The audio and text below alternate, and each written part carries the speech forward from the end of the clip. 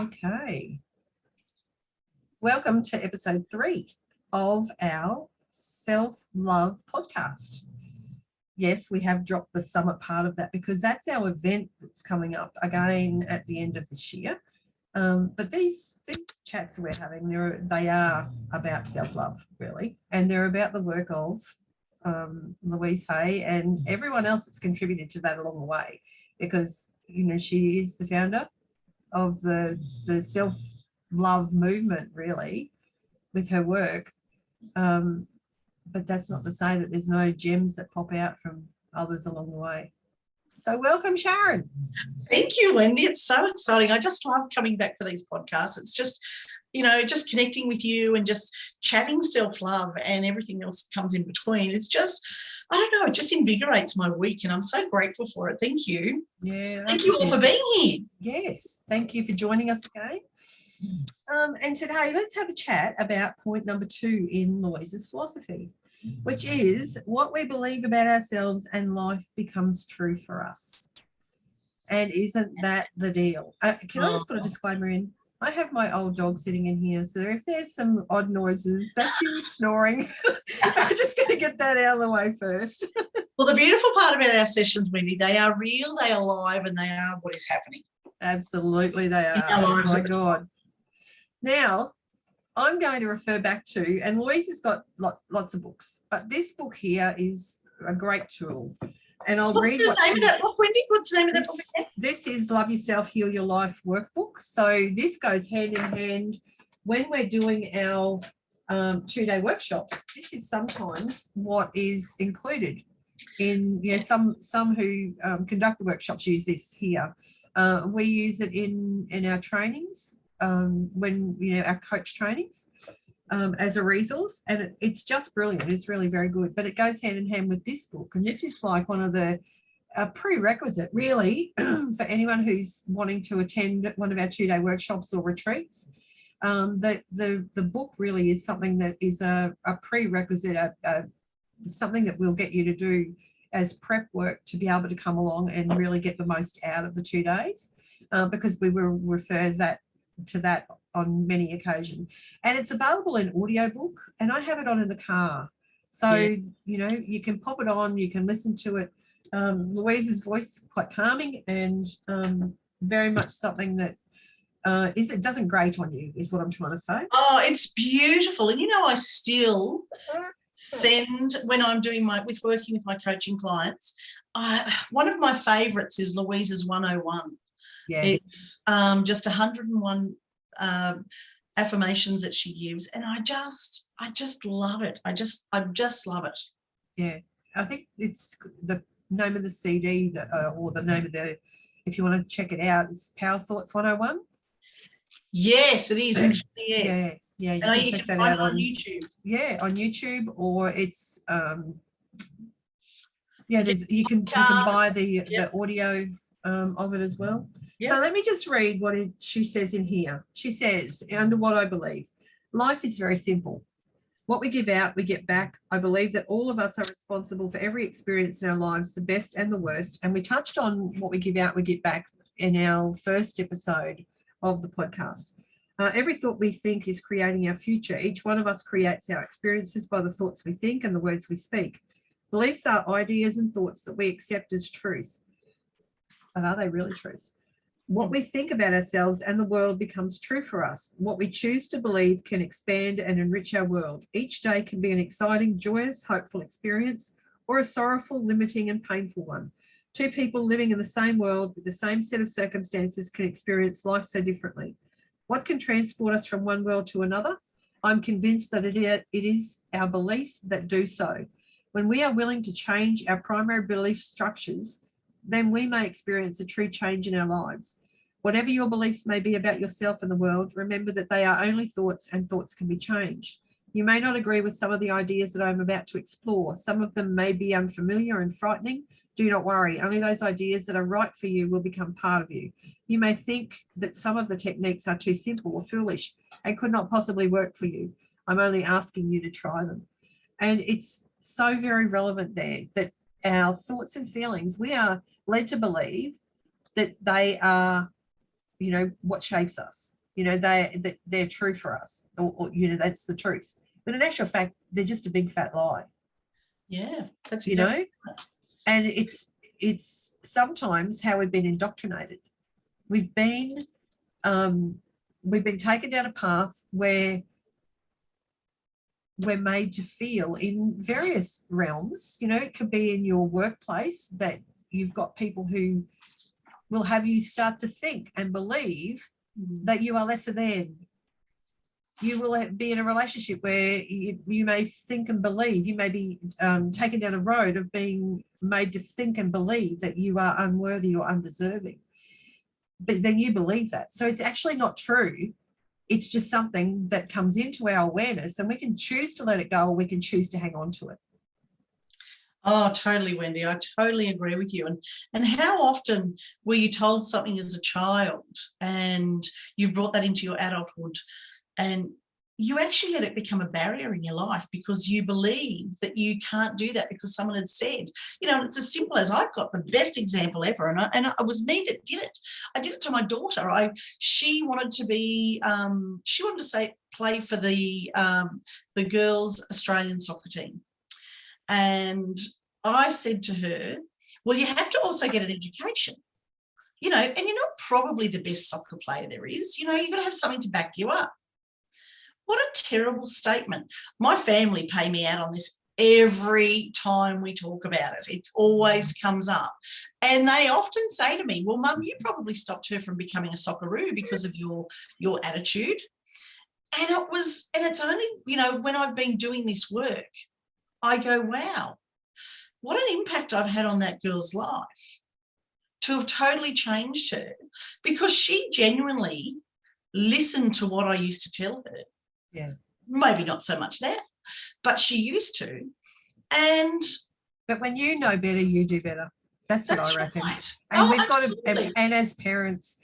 But what I'm saying is, I guess I'm trying to say is that we can say innocent things that can have a profound impact on others. Have a look at the money thing. Like, and I think it's something that has been, I don't know that there's too many that didn't hear it as a child. Money doesn't grow on trees. Yep. Yep, and totally. Then how does that belief then set you up for your financial success as an adult?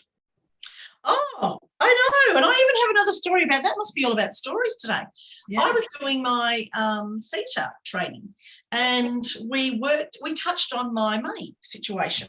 And I actually said, my mother always told us we never had enough money. There was always a lack of money in our household. Mum always spoke about that. Anyway, so the person I was working with when I was learning my methods she said, I want you to go home. I want you to go and ring your mother, and I want you to ask her, now that she's, my mum's 85 now, how she reflects on money being in her life. Oh my God, Wendy, it was a totally different situation. My mum actually said to me, oh, Sharon, I've had a very good life. We didn't really need for anything. We didn't really want for anything. And yet her family were not poor either. They were, her father, my pop was, he was in a government job back then, and my nan got a pension till she died in her late 90s. So there was always an abundance of money around them. And abundance means different levels to different people. Yeah. But through that, Mum took that, she fed that to me, and it's through my work with Louise and obviously people like you that I have changed that myself. And obviously I need and want to change that myself. I needed to want to change that. And so you had to be willing to change it. Yes, I did. Yeah. And knowing that my income, however that is, whatever my income looks like, and I don't even call it an income anymore. I call it money just comes to me, money flows to me, it attracts to me. I'm a money magnet. I say all of these things. Yeah. But isn't that an interesting thing that money is a big, big thing. And for a lot of people right now too. Absolutely it is. Even more so now, because the uncertainty has probably raised all of those beliefs back to, pulled them all back to the surface again. Even if they have tried to overcome them before, it's something that likely has raised its ugly head. But the energy now too is the same. Like the energy around us is making us actually face those things that we keep hanging on to. Yeah, and full moon. you know. So it's really one of those things. It's, with experiencing some of the greatest astrological events in 2022, and it really is about elevating our consciousness and allowing us to really raise the bar on who we believe we are. And what is working for you. If you've been doing something for years and it's not working for you, why are you still doing it? If you keep saying that you don't have enough money and you still don't have enough money, well, maybe try something different. Be willing to try something different. It's always that, be willing, isn't it? You know, it and does. that's one of be willing. That's true. You know what Louise says That's in there, true. and that's the last of her philosophies, is just be willing. Number 9, just be willing. Yes. But we sometimes, and adding that just be willing, it's just take people out of that attitude where they're so locked in concrete into, no, this is how it is. This is, I will never have enough. I will always be in this situation, blah, blah, blah. Yeah. When that's not necessarily the case. Oh, totally. And I've actually got a book today too, Heart Thoughts by Louise Hay. It's one of my favourite books. My daughter gave it to me as a Mother's Day present, and I just love it, and I refer to it frequently. But I'm just going to read a quick quote from that as well. If you're overweight, you can have all the willpower and all the discipline in the world and go on all sorts of diets. You can really be strong, and for months you may not eat one mouthful of food that you shouldn't. Unfortunately, the minute you drop your willpower and discipline, the weight comes back again. It's because you've not dealt with the real issue. You've only worked on the outer effect. The real issue with weight is usually fear, which creates real issue. You could probably die believing that you are not good enough because you could not lose weight. However, if your need to feel safe can be fulfilled in a more positive way, then the weight would leave you by itself. And it's as simple as saying, I am willing to release the need for my weight problem. I am willing to release the fear. I am willing to release the need for this protection. I am safe. And that is no different for money.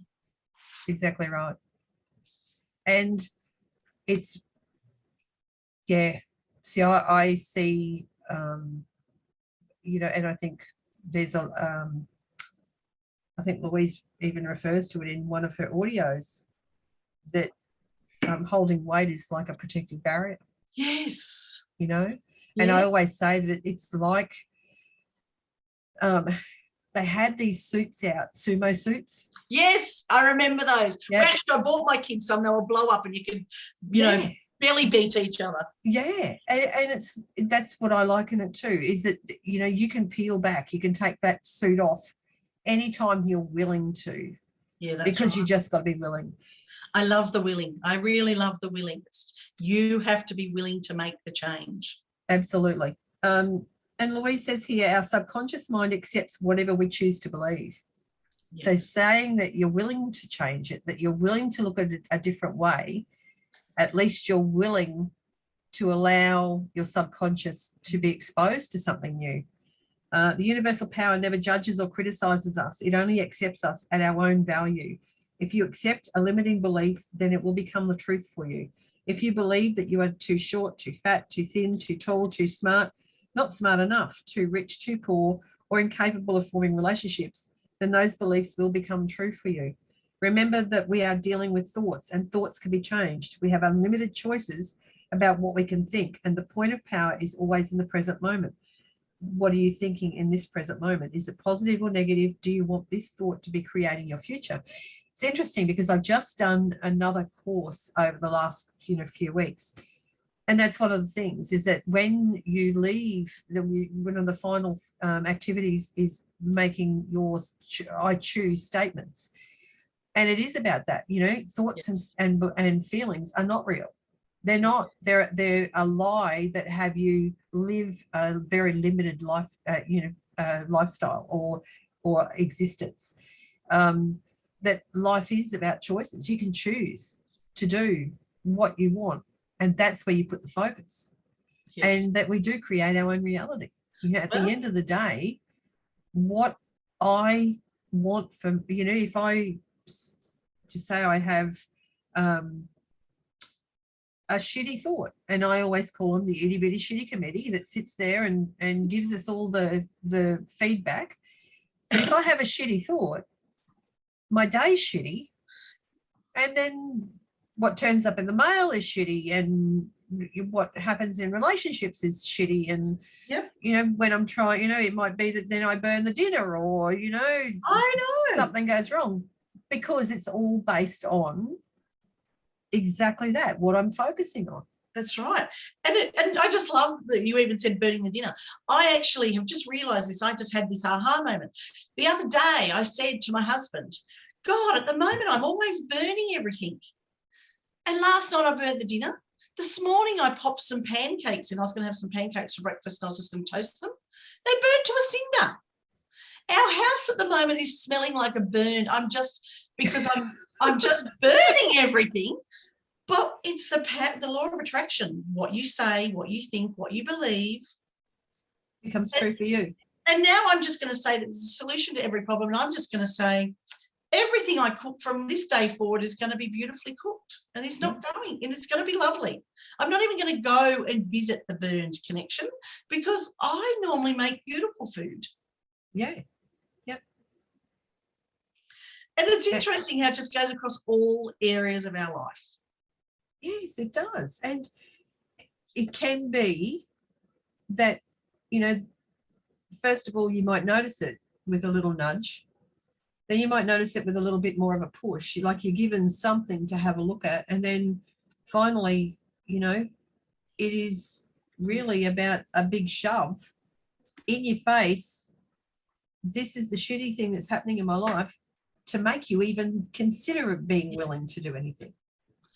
And the thing that we feel, that we forget, is that we can, like, I don't know one night that I don't go to bed without meditations playing. Me. And well, actually, I've even been doing a lot of my own meditations lately, Wendy. I'm just having the total still, and I'm just taking myself into my favourite space. It's taken me a really long time to really do this. So people that are going, I can't meditate, remove the word meditation and just go still your mind. Take yourself to a place of peace and joy. And that's what I have been doing. And I tell you what, I was saying to you earlier before we chatted, I've been having some really weird dreams lately. And it's because I'm letting my mind free flow, and I'm literally letting my mind identify areas that I actually can work on the next day as well. Yeah. And I like that stillness is something that I think everyone, we're in times of high tech, and we need to take that time before that quietness, just to be still and not have anything. Absolutely. But like once I've done that, that I spent that time, I'll put the player over in the corner on very low, so it doesn't keep us awake. It's a happy medium, isn't it? You can't have it too loud and you can't have it too soft. So it's just playing there. But that's about, reprogramming that subconscious mind. So if you really are stuck, then there are steps that you need to take, like start to do these really simple things that can make a huge transformation in your world. And it just takes with you being willing to press play, or being willing to entertain the thought of it all.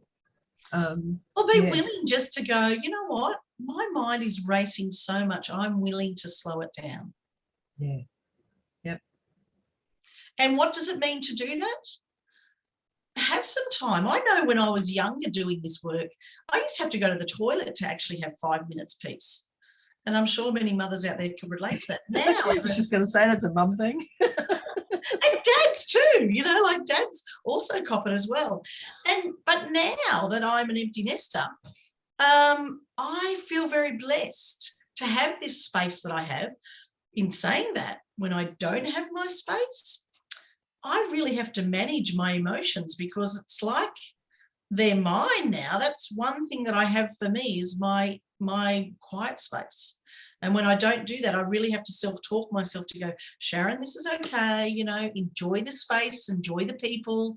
You will then go back to your quiet space. And so you will go through different emotions throughout your life, throughout your different journeys, throughout your different times, wherever your family is, however your family is, you know, like how it grows, whatever your family looks like, where our families come in all different shapes and sizes these days. And, you know, you've got to work within those boundaries as well. Absolutely you do. You know, the one thing that I can really notice the difference is, you know, when I was a lot younger and, you know, the kids were little, you know, you get out of bed in the morning with the kids and you get them all organised. But the first thing you did when you walked in the kitchen, you press the kettle on, you turn the radio on. Yes. There was noise, always noise. And now I don't even have a radio that, well, yes, I do have a radio that I could possibly turn if I chose to turn it on. But I just, to me, the quiet is absolutely, and then I make sure that I sit some time in nature to be in that quiet space. Because you know what, that's how many people have turned off their ability to dream because there's so much chatter going on, there's so much external noise happening that when you take that time to be able to just be, and that's what it is, it's about learning how to be, really allowing the creative flow within, and it's creative, not is you're going to become Picasso, but, you know, being creative as in designing the life that you want, not the one that you think you have to have by default. I totally agree with that, Wendy. I just love that. And I share that with my clients all the time. And I'm always talking about creating a life you love. We're in control of that. And people so often don't believe they are. They're like, you don't understand. Well, yeah, you know, when Rob and I were young, we were just laughing about this the other day. You know, payday came on a Thursday. Wednesday, he had a little tiny bit of petrol in his car and he used to have to roll down the hill to get to work. It would run out of fuel on the way down most times. And then he'd have to run all the way to work so he wouldn't be late. But we've changed all of that we could have kept living that life. Yeah. If we kept feeling sorry for ourselves and we weren't willing to change, but we both had a positive attitude of gratitude where we wanted to make a life that was better for us. And we absolutely do. So much so, I was 50 when I semi-retired. Rob is now 56 and he's retired. And we are living a life of bliss built around our joy and our success. Now, that doesn't just come by, it does include some hard work, but it also comes from having an attitude that we always have abundance and we always have enough. And I know people are out there going, you're crazy, lady, you don't understand. But I know, Wendy, you can relate to that. You really can. Oh, for sure. Yes, absolutely. Like, you know what? When you think you haven't got enough, you won't have enough. But when you wholeheartedly know in your bones that you are always taken care of and that there always will be enough, guaranteed it will always be there. Oh, always. Just even hearing you say that, I know for some people makes them cringe, but for me, that just gives me so much joy. Yeah. Because it's so true. You've got to genuinely, you might be able to see it, visualize it, know it, feel it with your bones and your heart. That you genuinely, what was the last thing you focused on? The worst thing in your life or the best thing on your life? Me personally or the audience? The audience. You know, I throw that question to them and say, you know, because I know that you focus on the good things in your life. And we both have things from time to time that come up and are crappy. Oh, of course, that's life. But there's always going to be a challenge. Absolutely. But you know, the difference is how, if you respond, our action and our or react. you react, and the react is our spontaneous. Wayne Dyer always says, you know, when you squeeze a lemon, what comes out? You know. Well, as a matter of fact, beautiful lemon water. I love it. I drink it every day, and I'm on to my second cup today. Yeah, but you know what? That's exactly, you know, that's react and respond is taking that pause. Like I put a post on Insta, like, God, months ago now. And it was about always taking the time to pause on life. Like, before you react, press pause. You know, there's times where you get that, and we all do. Like, you know, even in business, there'll be an email that comes in that's like, holy crap, that's really shitty. And so you want to bang out a reply, but don't send it. Pause on it. Walk away, go and do something else, and come back with a level head, and then look at the situation and put a better response together. A response that's going to get you what you choose, not what's going to be thrown at you, because you know what? We have the ability to choose those outcomes. We certainly do. You know, when we're talking about the stories with money, going back like over, it was 10 years this year, Glenn was going away on a fishing trip where he was going to have no phone service, no access to ATMs, nothing. So I made a pact with him. He was going for 2 weeks. I made a pact with him and I said, okay, so if you're going for 2 weeks and you're not touching the account, then I'm not going to touch the account either. Meanwhile, I'm thinking, well, I'm in civilization, but he's not. So there's all these things to consider. But I was so certain that I was always going to be taken care of. It just so happened that I'd put one of my good jackets that I used to travel with all the time, I'd put it into the dry cleaners, and out pops, like when I've gone to pick it up, and there's an envelope there, and she said, oh, that envelope's what popped out of the jacket. And I've gone, I opened it up and there's like $200 in there. And I said, really? And I know there would have been probably dirty tissues in there where I've had them, you know, in my travels, I used to keep tissues in my pockets all the time for whatever reason. I would have expected tissues. I probably would have expected a plain boarding slip because it was like when I was traveling all the time. But none of that was there. Yeah. It's actually 15 years ago. And it was, it just so happened that it was $200 that popped out of that pocket. Yep. At the same time, I was working in the city. I had some friends staying here, from out back, because I come from out back Queensland. And they'd flown in. They'd done what they needed to do, come and stayed with me for the night so I could take them to the airport the next morning. And it was like, oh, we're never going to make it on time. I said, yeah, we're going to get there, and this is the time we're going to get there. And at that time, you used to have to pay to go over the gateway toll both ways. Okay. It wasn't a tag. Yep. So I needed to have money for that, and I needed to have money at the other end to pay for parking. And in the car that we had at the time, we had these little pull-down coin pockets. And when I left, I had nothing. I had not a cent in my. I think I maybe had. I think the toll at the time was like $3. Yeah. And I think I might have had $1.60. But anyway, so I'm driving to the to get to the airport, and I thought, oh crap, I've got to pay toll. So I pulled it down to see if there's change in there to make up for what I needed. Out pops a $10 note and the coins. And back then, like I think the $2 coins had only just, but there's like $1 coins in there. So I had enough to pay the toll over and back. I had enough to pay the parking there, and then was able to go into my job and get home, and I knew I had cash at home. So, they're the kinds of things that when you start to practice this stuff, things just happen. They do. I love it. I just love it. And it's God or whatever you perceive it to be, but you're always taken care of. Yes. Oh, you are. But I think the feeling of being in that, you can, I was chatting with a friend with this yesterday about this, and being in that energy field of that feeling, knowing that everything works out okay, always works out well. It really is a very different energy field. Absolutely. We vibrate at a different rate. And, I always say, here we are in flesh and blood, or flesh and bone, but you put our arm underneath a microscope and we're just atoms vibrating, just at a different density.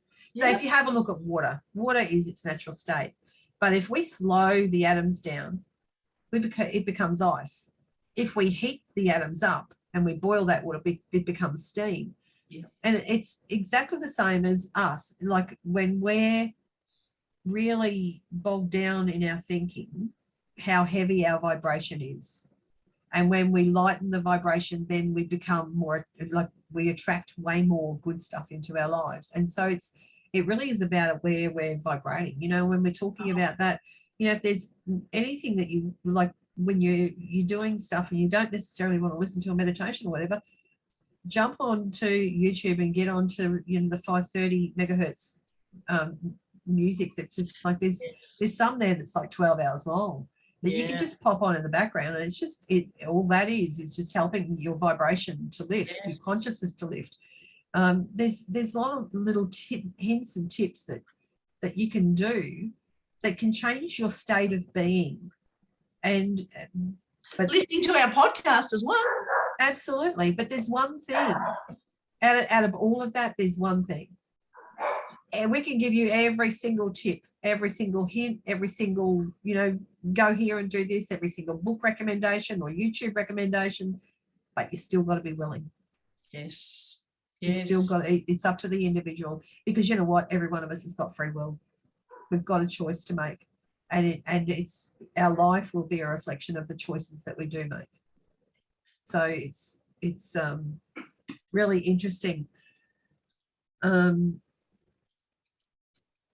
It absolutely is. It's I just, as I said, I just love it. And you know, if I'm having a shitty bad day, because I still do have it, and you know, as we both know, Wendy, doesn't matter what's going on in our lives. Sometimes we do have stuff that comes in and out, and we have to just go, right, okay, stop, gather your thoughts, look at your actions, look at your reactions. You can choose to go this way, and that does mean that there's a lot of self-talk, and you are continually basically reprogramming yourself and re-talking you through that program.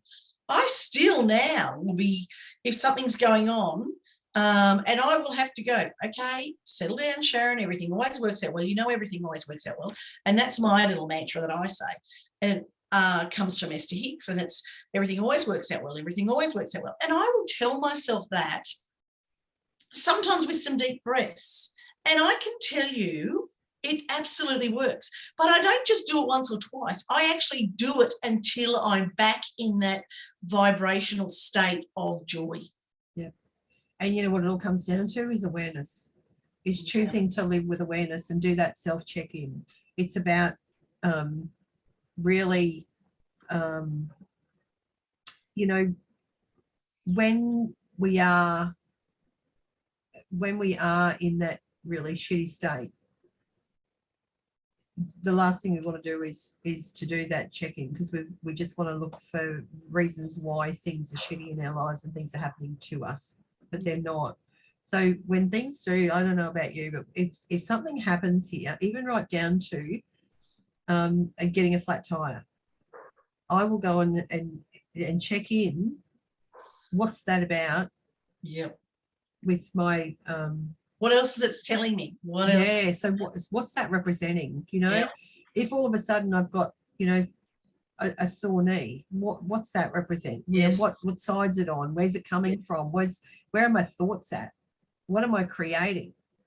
You know, and what, you know, Totally agree. Every one of us has got something that we can work on, that we can, you know, this, to be the best version of yourself, you have to choose this life and really live it. Yes. I reckon, you know. Absolutely. And it's not about living with pointing and blaming others, you know, those shitty beliefs that we had. Louise says it perfectly here.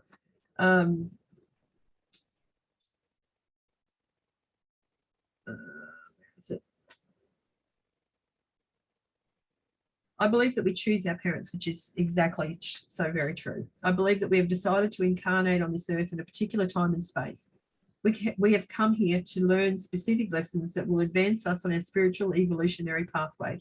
I believe that we choose our sex, colour, and country, and then we search for the particular set of parents who will enhance our spiritual work in this lifetime. All that we are ever dealing with is a thought, and a thought can be changed. No matter what the problem is, your experiences are outer effects of inner thoughts. Even self-hatred is a thought you have about yourself. This thought produces a feeling, and you buy into that feeling. However, if you don't have that thought, you won't have the feeling. Thoughts can be changed. Change the thought and the feeling must go. The past has no power over us. It does not matter how long we have been in a negative pattern. We can be free in this moment. Believe it or not, we do choose our thoughts. We may habitually think the same thought over and over so that it does not seem as if we are choosing the thought, but we did make the original choice. We can refuse to think certain thoughts. How often have you refused to think a positive thought about yourself? You can also refuse to think a negative thought about yourself. The innermost belief for everyone that I have worked with is always, I am not good enough. Everyone that I know or have worked with is suffering from self-hatred or guilt to one degree or another. I'm not good enough, I don't do enough, and I don't deserve this are common complaints. But for whom are you not good enough, and by whose standards? I find that resentment, criticism, guilt, and fear cause the most problems in ourselves and our lives. These feelings come from blaming others and not taking responsibility for our own experiences. If we are all responsible for everything in our lives, then there is no one to blame. Whatever is happening out there is only a mirror of our own inner thinking. Yes. Yeah, we can change our attitude towards the past. It's over and done and cannot be changed. Don't blame your parents. Like, you know, in all of this, there's one thing that I always have, and that's Louise's, you know, all is well, everything is working out for my highest good. Out of this situation or this experience, what good can come? You know, and that's the car, that's the knee, that's like what can come out of that. It might be that I need to polish up on what I really want in life. What am I thinking that I maybe don't deserve, that I'm not really going for because, you know, of those the itty bitty shitty committees like kicked into gear and having its monthly meeting or whatever, you know. But we do have a choice. We absolutely do have choice. Absolutely have a choice. I totally agree with you. Our thoughts, our choice. And I say all the time that there's only 4 things that we can control: our thoughts, our actions, our reactions, and our choices. Yeah. Everything else is out of our control. Yep. But we're in control of that, and we have to take control of that. We can't go off like a crazy person. And I used to. I was well known as a firecracker throughout my friends, you know, growing up, because I was a very angry young woman. And it was only once I started to take responsibility for my actions and my reactions did I learn to start to change them. Yeah, and I can absolutely get you.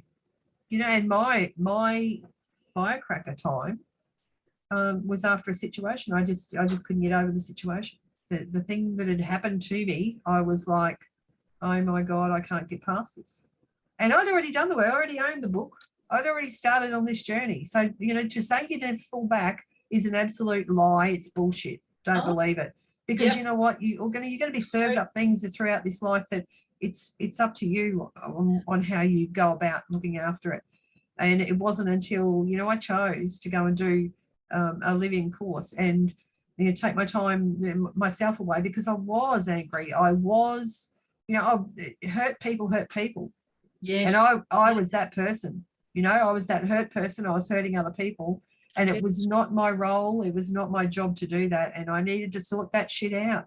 So I took myself out of the situation, sorted it out, and I can tell you that I have not been the same since.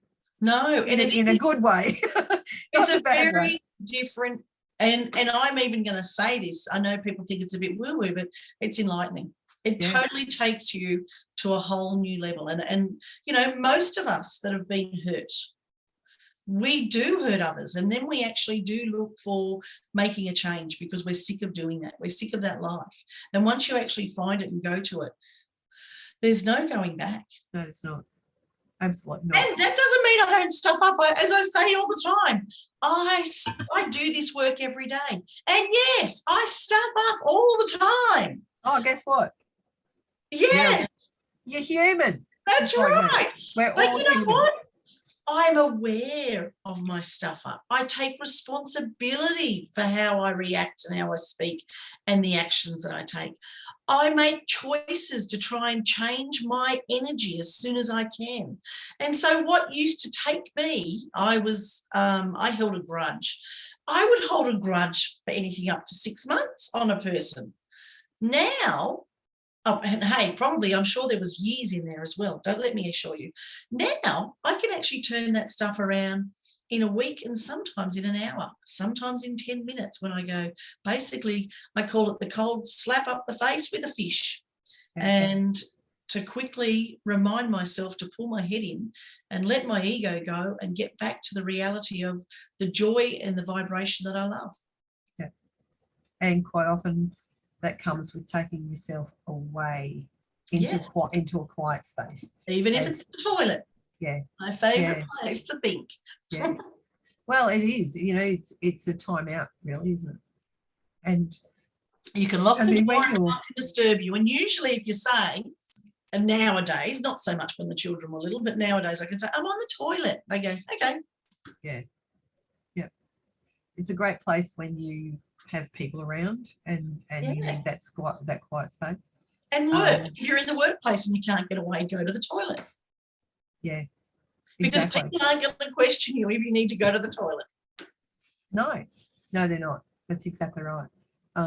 You know, when things, you know, if something happens here, the thing that I do is I go and sit in nature at the back. Yeah, and that's me now too, Wendy. I'm fortunate enough.